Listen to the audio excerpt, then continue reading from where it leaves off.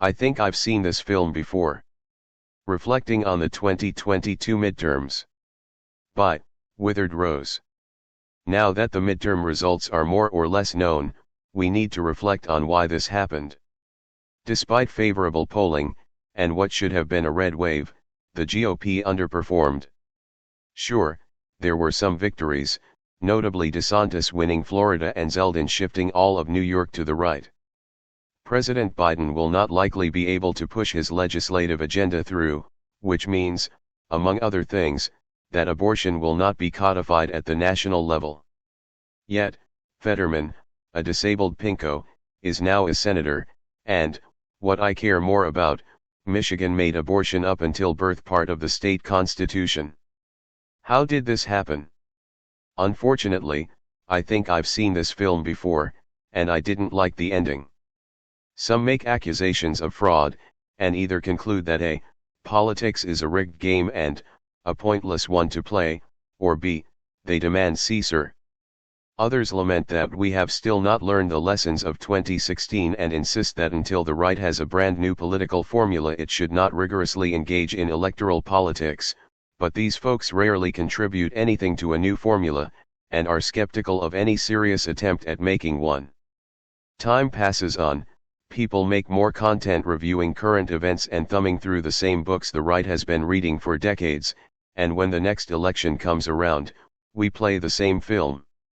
Rinse, wash, and repeat. A necessary expectoration. These typical responses to electoral defeat are easy, they require no effort.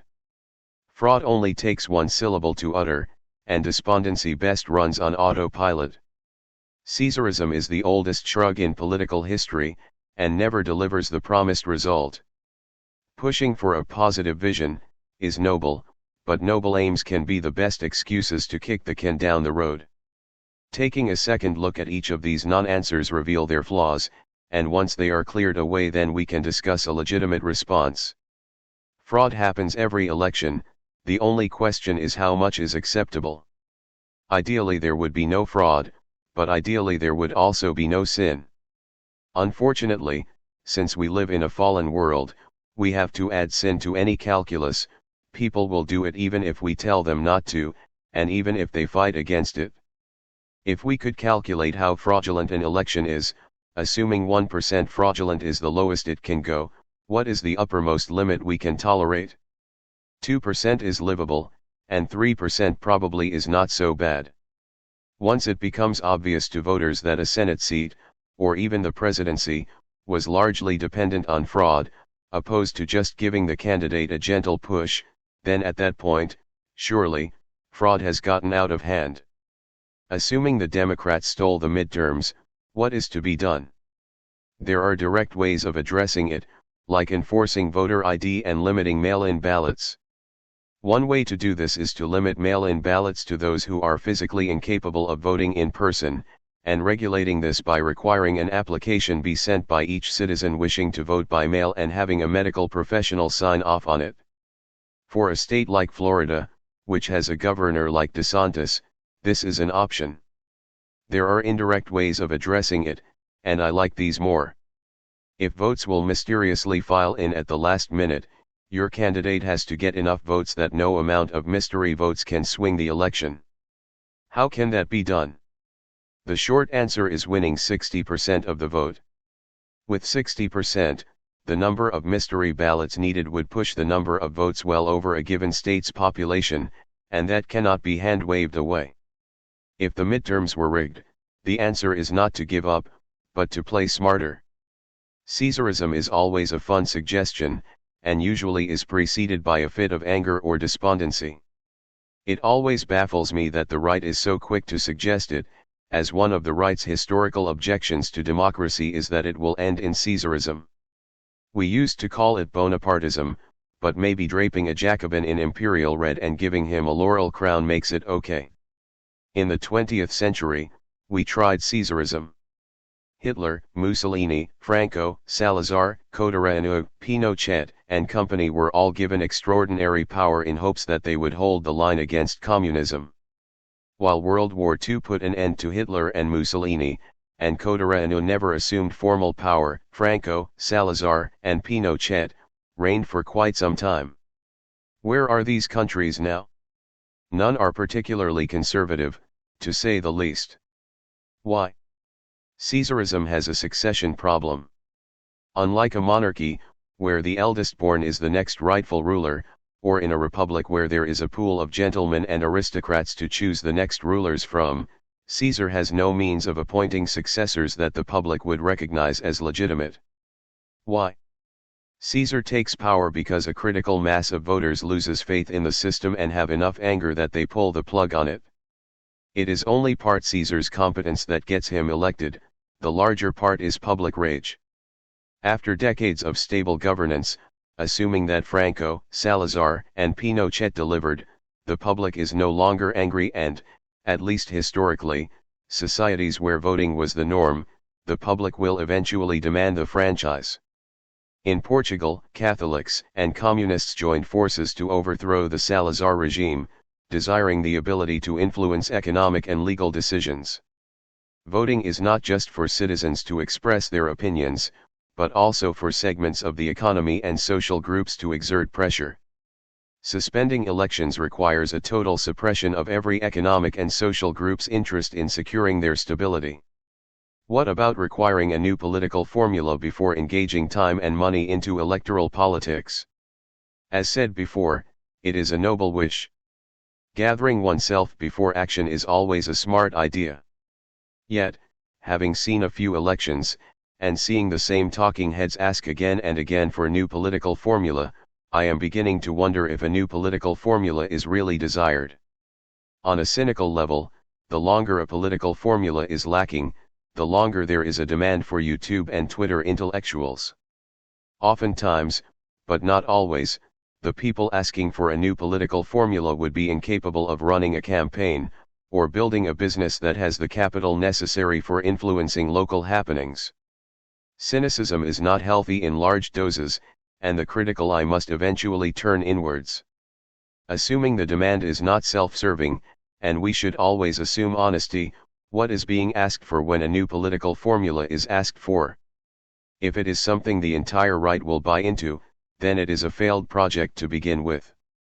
Unless the right is significantly narrowed in scope, like eliminating pagans from our circles and excluding anyone who is not committed to the success of America, then it will be impossible to create a formula with universal appeal.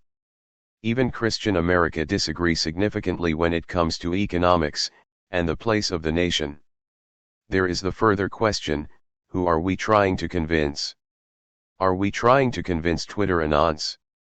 Telegram channel admins? People who have built up their entire career holding certain positions that are other than this new formula? Or are we trying to convince the general public? Maybe the elites? If we say yes to the latter, then we need to know specific elites. Are we trying to convince Tavistock Institute fellows? Professors at the University of Chicago? Many who would say yes, we should convince the elite are completely unaware of the Tavistock Institute, and mistakenly think that Harvard has more influence on foreign and domestic affairs than Chicago. After a disappointing election, the same excuses are made to become despondent. The biggest problem of democracy is suggested to cure it, a cure that has historically failed, and the demand for a new political formula is potentially a self-serving justification, and even when it is not, the intended audience is foggy. An analysis of 2022. Two types of polls came out that are of interest to us, those matching the Republican Party against the Democratic Party, and those matching specific Republican candidates against specific Democratic candidates.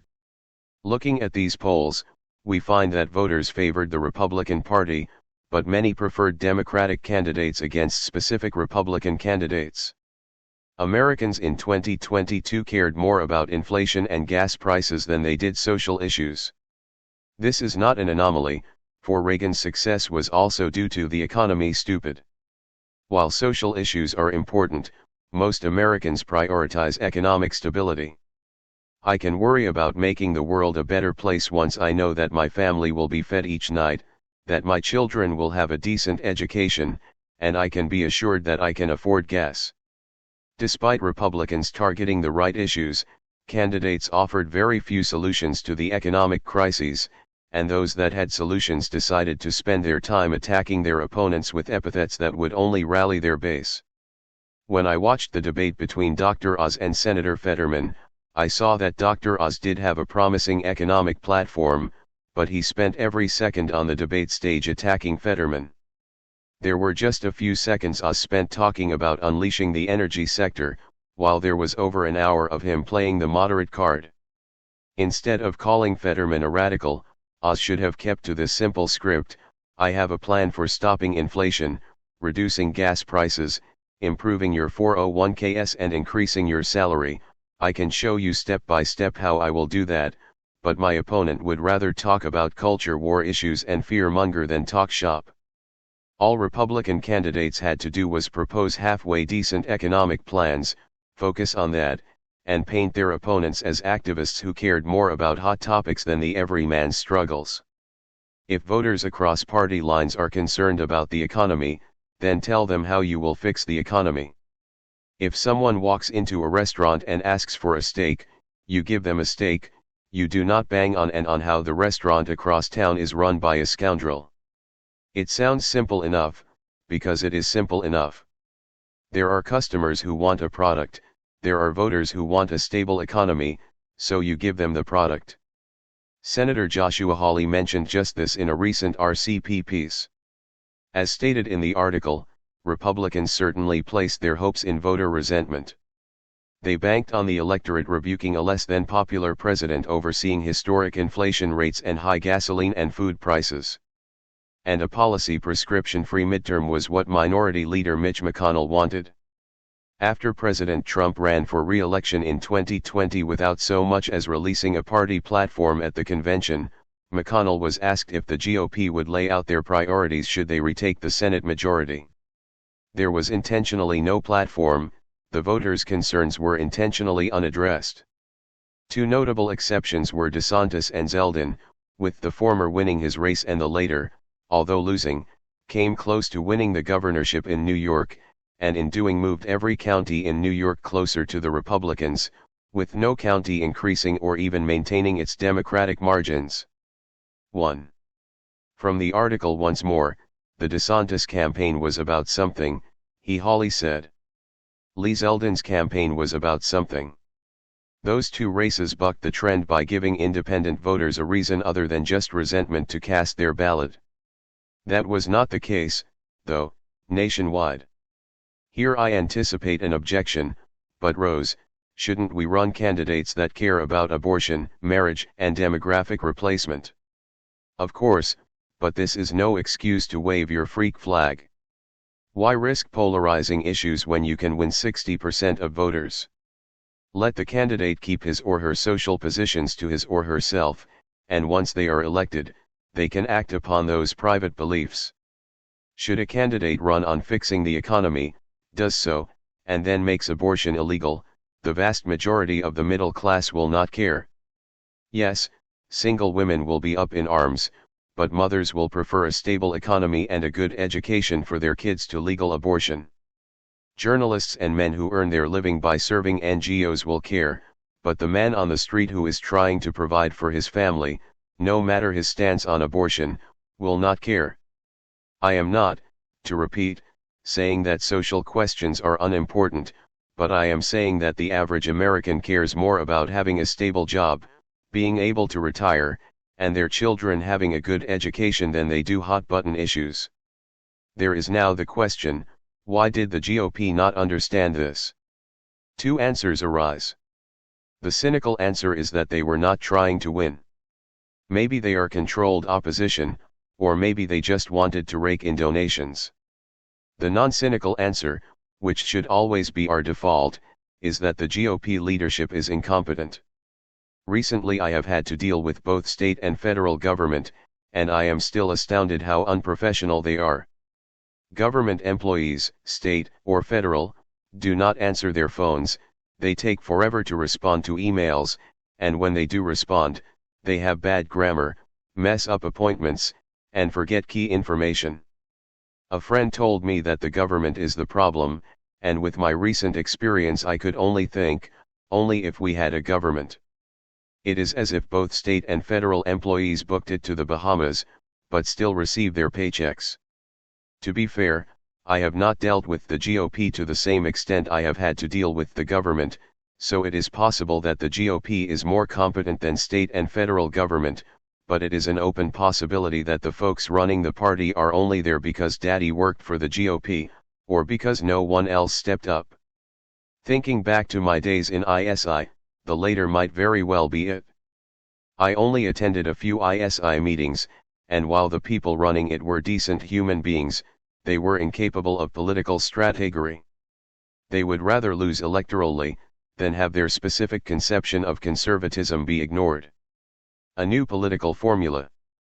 Since the demand for a new political formula is a just one, I do want to indulge it for a bit. Since the inauguration of this blog, I have articulated such a political formula a number of different ways. Untitled Alternative. Providence or Power. A Path Forward. The Counter-Revolution. How to Slay a Demogorgon. Brooks Adams and a Positive Vision for the Right. Yet, unless I am some misunderstood genius, which I am most assuredly not, I have not been communicating myself well enough, or maybe not frequent enough. Let us assume the former, and attempt a new formulation of the same message. All that exists is energy. Everything in creation is moving towards something, and being moved by something. Right now, my energy is being spent on this article. Across the world, energy is being spent making Nike shoes in China. Energy tends towards surplus. Life gets its energy from the sun, because the sun produces surplus, such a surplus that it can sustain life on earth. God too, produces surplus energy, since he is no need of anything, and thus all his energy goes to sustaining creation. Humans too, create surplus. Save for rare circumstances, humans have more energy than is necessary for their subsistence. The economy, being one domain in the larger phenomenon called life, is also energy and surplus. Sometimes energy goes towards manufacturing, other times it goes towards establishing art exhibits. Since general economy, to speak the words of Bernoulli, is the sum total of the world's energy, and since energy tends towards surplus, the main question of general economy is what should be done with surplus. What is to be done with this accursed share? Enter Richard Werner, who is the corrective to Bernoulli's proscriptions. With the necessarily existing surplus, areas of the economy that further the true, the good, and the beautiful, should be targeted by window guidance. By window guidance, Werner means that certain industries should be given loans under contractually bound conditions. Ford is given $2 billion on condition that they hire X number of new employees and raise the wages of all employees by X, all by the end of the following fiscal year. That $2 billion can only be spent on that goal, and its use is monitored under penalty of law. These kinds of loans do not create inflation, mind you, because they immediately create jobs, and raise wages, and the host of new, well-paid employees, are putting that money back into the economy, strengthening the markets they spend in, such as the housing market. Window guidance ensures that surplus is spent, and not hoarded. When surplus is hoarded, or given to unresponsible economic actors, that is when inflation rears its ugly head. Politics is the art of directing energy towards socially beneficial ends.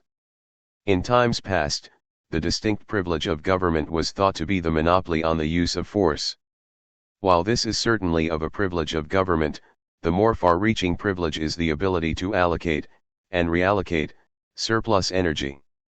When surplus energy is allocated via window guidance, that targeted market, or individual business, grows.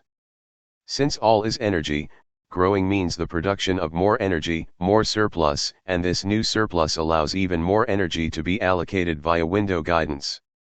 In short, so long as loans are given out responsibly and have strict contractual conditions attached to them, a surplus feedback loop will emerge and, with time, begin to compound.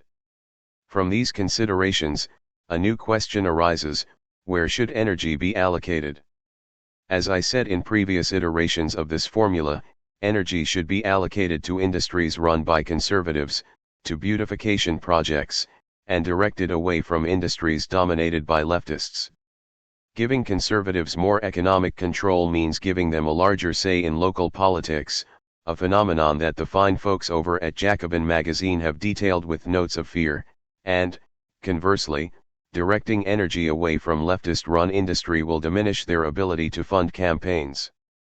Republicans, still wrapped up in the ideology of Ayn Rand, never do this, however, and this is why the left gets stronger each year and conservatives lose more ground. Leftists fund friends, the GOP gives tax cuts to their enemies. Trump gave tax cuts to companies that bankrolled Clinton's campaign, and then wondered why he lost in 2020. I am not discounting that pesky 103%, but that 103% would not have been possible if Trump trust busted his enemies and reallocated that energy to friends. Of course, this language would not be used on the campaign trail. This formulation is for nerds and staffers. On the campaign trail, during debates, and in ads, the message should be one of aiding businesses hurt by COVID, strengthening small-town America, and taking on corporate greed. You are not appealing to the right wing of the GOP base, you are appealing to at least 60% of American voters. Any and all partisan buzzwords are to be avoided, and things should be kept sui generis. Look to William Jennings Bryan, Theodore Roosevelt, and Huey Long for examples. We can always keep the formula short: give your friends money, take away your enemies' money, and give the voters what they want. When this strategy is tried, it works. Sources: 1.